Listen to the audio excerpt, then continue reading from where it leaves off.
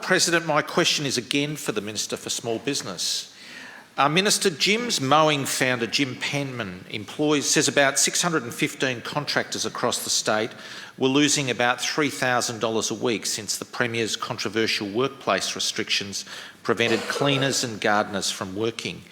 Mr PENMAN is reported as saying council workers are doing the same job and in groups, yet my company and contractors are prevented from earning a living.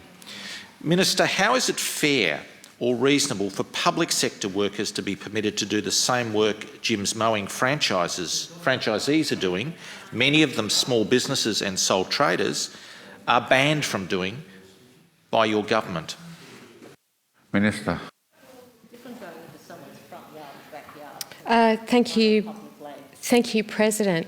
I thank Mr Davis for his further question about the restrictions, Stage 4 restrictions and the impacts of those on small businesses.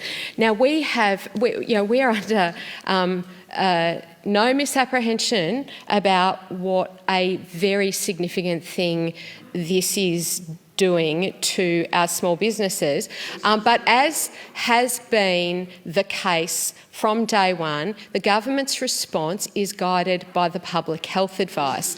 The public health advice is clearly that by restricting the movement of as many people as we can across the Victorian community, and particularly in Melbourne, we will limit the spread of coronavirus here in Victoria.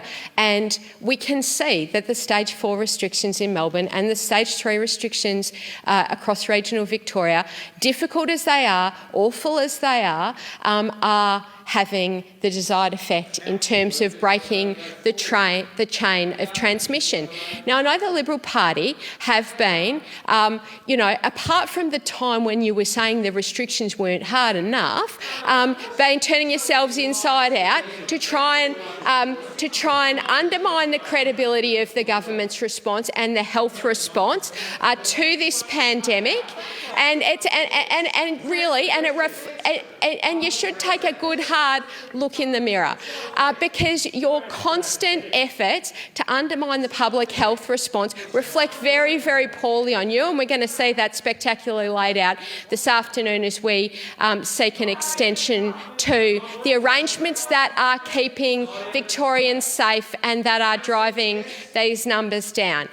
So as all members in this place are aware, the Stage 4 restrictions have had a very, very significant impact on industry. They've had a very significant impact on small businesses across all kinds of types of work, all sectors, and we recognise that, and that is why the government has now invested in the order of $10 billion of economic support and business support to provide some cushioning to that profound impact. I recognise also and thank the federal government for their intervention with JobKeeper that is providing significant support as well. And well, I just did thank the federal government and recognise their effort on JobKeeper, and that is also providing very, very significant income support to a lot of people and support to businesses. Importantly, also maintaining that nexus between employer and employee. But the answer to your question, Mr Davis, is that the advice that the government has taken comes from our public health experts and is designed to drive the numbers down. Thank you. Mr Davis on a supplementary. Well,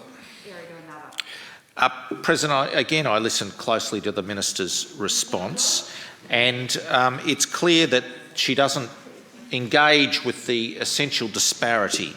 And I therefore ask, what actions have you taken as Minister for Small Business to ensure your government does not ideologically discriminate against private sector workers employed in small businesses in its response to the COVID-19 pandemic? Minister. Thank you. I can assure the House that the government's response to the pandemic is driven by public health advice and not by ideology.